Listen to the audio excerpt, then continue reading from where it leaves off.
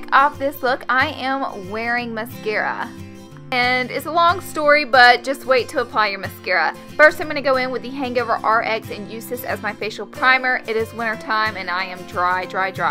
Then I'm going in with my Dior Skin and I'm blending this out with my 3D angled kabuki brush from Sigma, and I'm just being sure to blend this out in the way that the hair grows on the face. Next, I'm going in with this Orange Smoothie color from Makeup Geek, and I'm just blending this in the crease. I already have my eyelids primed, and just to let you guys know, this just makes everything easier to blend out. Next, I'm going in with Cocoa Bear or Cocoa Bean by Makeup Geek, and I'm blending this in the upper crease area. Being sure just to focus it right in that upper crease, not really blending it downward. Next, I'm going to take this NYX black gel liner and this angled brush, and basically I'm going to pack this all over the lid. You don't have to create a perfect smooth line with it because we're going to blend that out right here. And I'm using this brush from Morphe here just to soften up that line because it is a little bit harsh. The reason I went with NYX gel liner is because it's a rather sticky gel liner, and that's just what I wanted. Then going in with any matte black eyeshadow that you have in a tiny brush. You can use a pencil brush. You can just blend this part right into the crease. Then I'll go in with this Galactic blue color, and I know it's weird, but you can't really tell it's blue. It just adds a pop of color, and I'll pop that right where that line's really harsh where the black stops. And I'm just going to blend that out and make everything look really gradient. This step is extremely important. You don't have to go with the blue color. You can just stick with the matte color if you want. Next, going in with a highlight for my brow bone area. Don't neglect your brow bone, but then don't add too much of a highlight because taking pictures, the flash is going to pick that up and you will look cray-cray because it'll make you look like you have really white on top of your brow bone area. Next, I'm going to gel down my brows because, as we saw before, I have loose hairs that are out on the run and we got to stick those bad boys into place. Then I'm going in with some glitter. I'm using MAC's black glitter. You can use any color or any eye glitter that you have, or water to apply this. I'm using my MAC Bex Plus spray to make this stick on.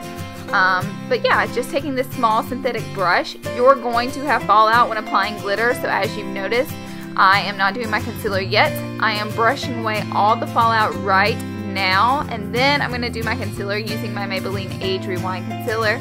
And then I'm going to go in with my Prep and Prime pen from MAC. This is in Bright Forecast. And I'm going to focus on highlighting my face just to brighten up everything and push out areas that I want to be lighter.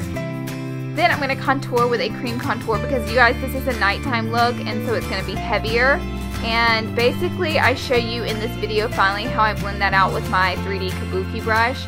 First, I'm going to blend out that concealer and all of my highlight really well. I'm using a 57 brush from Sephora, taking my time to make sure everything is super seamless. There's no harsh lines. You don't ever want to be able to tell if one color starts and one color stops. You just want it to all gradiently flow together happily.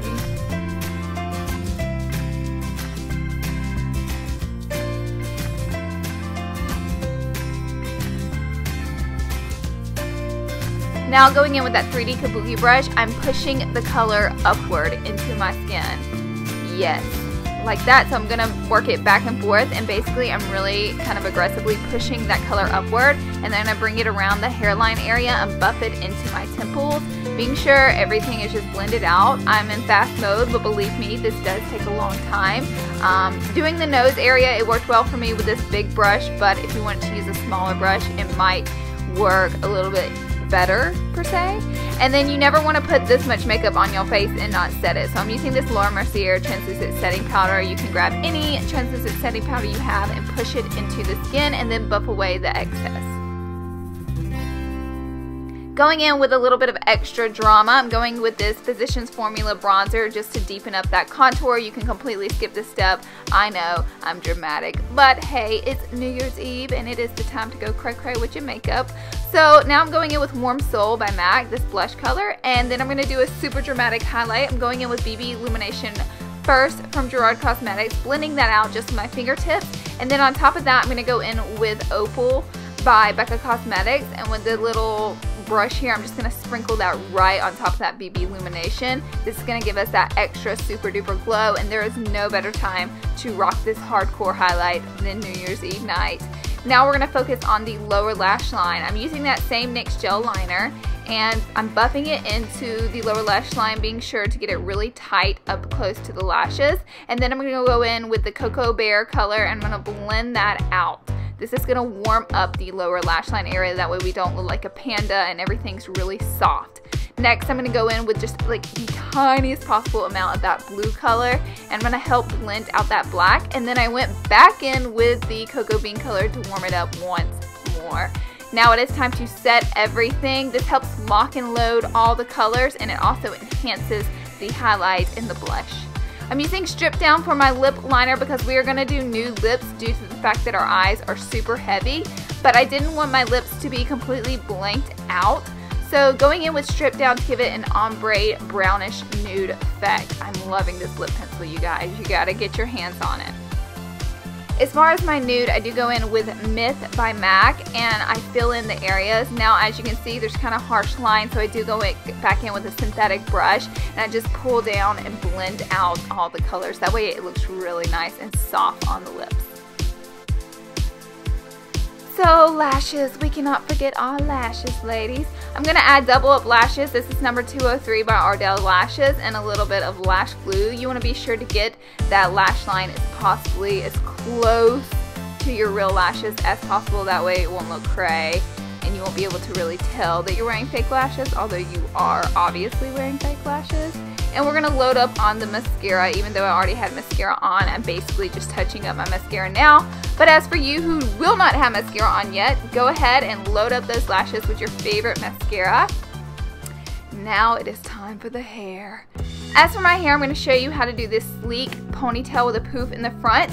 Basically, my camera wasn't recording when I did this part, so I'm pretending to do it over again. I take 4 sections of hair right at the top and crown of my head.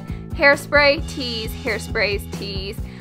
Basically doing the same process over again. I also don't like to spray hairspray around my camera lens because we all know that can be a failure. So then I take this crazy amount of hair and I just clip it. We're going to ignore it right now. We're going to focus on the sides. I'm going to work on sleeking down those sides. I'm going to pile on a lot of hairspray. Then I'm going to take this bristly brush. This is a teasing brush, and I'm going to really, really tightly tie down those sides of hair. Spraying and then just making sure it looks really sleek and super tight to my head. And basically I take that part of my hair and just throw it up in a ponytail and neglect the top half as before. Now I don't know why I took the clip out. You don't take the clip out yet, but just put this part in a ponytail in your hair right now. That way that is out of the way, and then we're going to work on the poof. Now everybody's head size and shape is differently, so just fix your poof as big as you want it. And as you can see here, I twist the poof in the back and then I push it forward, and then I'm going to clip it in with some bobby pins. I use about 4 bobby pins.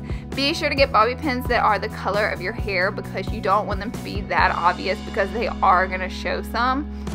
So basically that's what I'm doing now. We'll smooth out those sides in just a moment.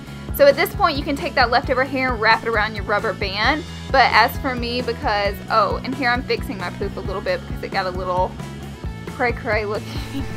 And I'm going to sleek down all these baby hairs. A little bit of hairspray, and then this same teasing brush that has nice bristly bristles on it.